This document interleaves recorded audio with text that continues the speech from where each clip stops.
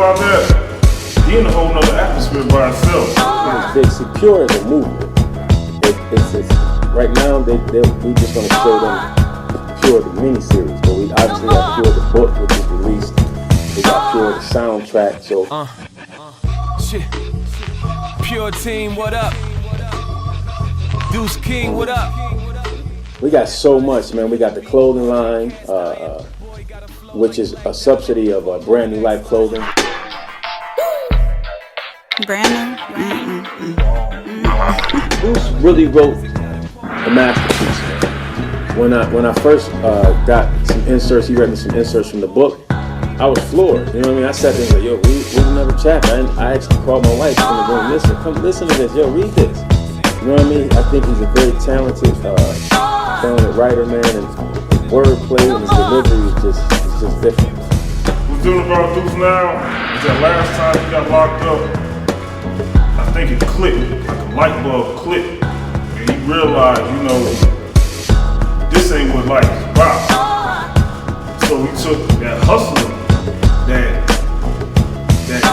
drive, and started putting into things that's more positive. So that's where the Pure movement came in.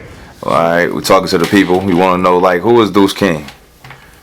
Man, Duece King is, you know, a humble brother, man, just trying to find his way in society, man, make a better way for himself and his family and his friends.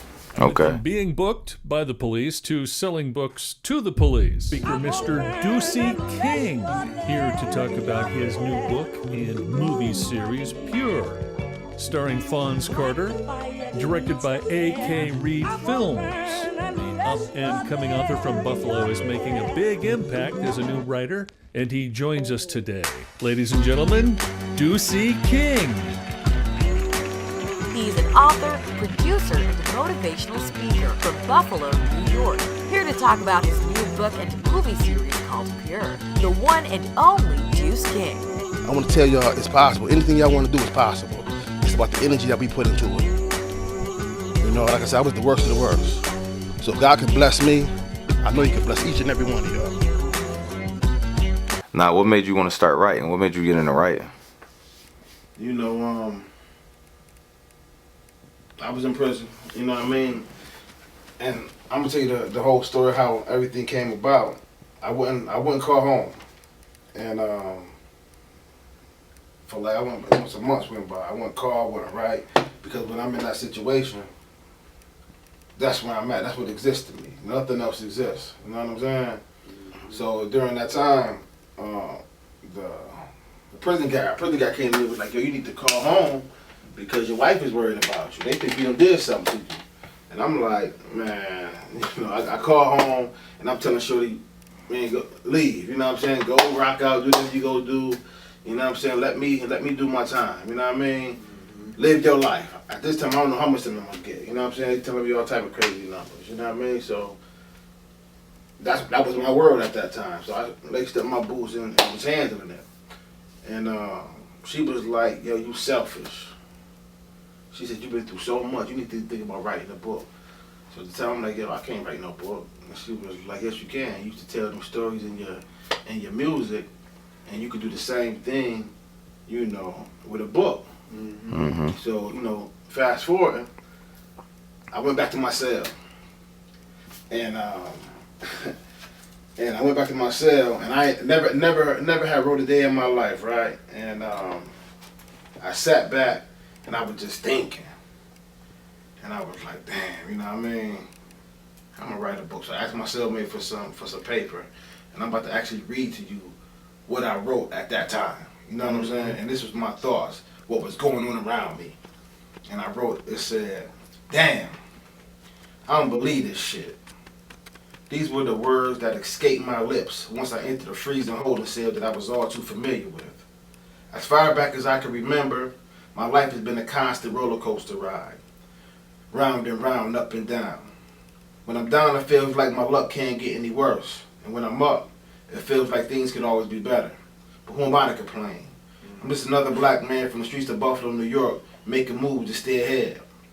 Along this journey that we call life, I come across plenty of obstacles and made many decisions that have caused plenty of people pain. costing some brothers their life and others their freedom. I'm not proud of the choices I have made, but in the same breath, I don't regret them. The decisions I have made has produced me into the man I've become, so I refuse to be apologetic for my shortcomings.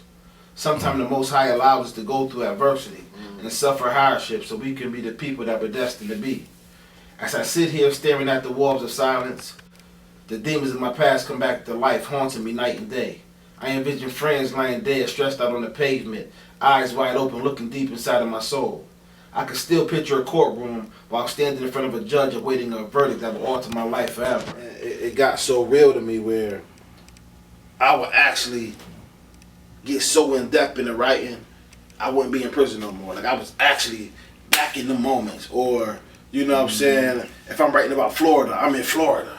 You know what I mean? That's how entrenched I was into the writing. You know what I mean? So is it safe to say that you use the negative environments that you were in, the pain and the struggle that you went through as your motivation to do something positive? Absolutely. I still do it. You know what I mean? Sometimes we need opposition. You know what I mean? Like even with lifting weights. You know, you can't get bigger, get stronger unless you have that pressure, unless you feel that pain. So, like the old saying goes, I know it sounds cliche, but they say there's no gain without pain. You know what I mean? So, and that's with life. You know what I mean? You need the negative with the positive. You know what I mean? You need the pull and push. You know what I mean? That's the ways of the world, fam. You know what I mean? So, that's how I look at things. So, of course, I took. You know, I didn't dwell in my tragedies. I didn't dwell in, you know, the misfortune. I used the misfortune to better myself. Y'all wanted to see me locked up somewhere. Y'all counted me out. Never count the kid out, man. Put your money on me, man. Double up. When he read that opening line, I said, you know what? That has to be the opening scene to a movie. You know, we start hearing about his story, and I was like, wow, what's going on here? It was just like I was surrounded by power. I think it would actually get to a point where we even change the language where you walk into the street, you see somebody with some sneakers on, like, yo, you guys is pure.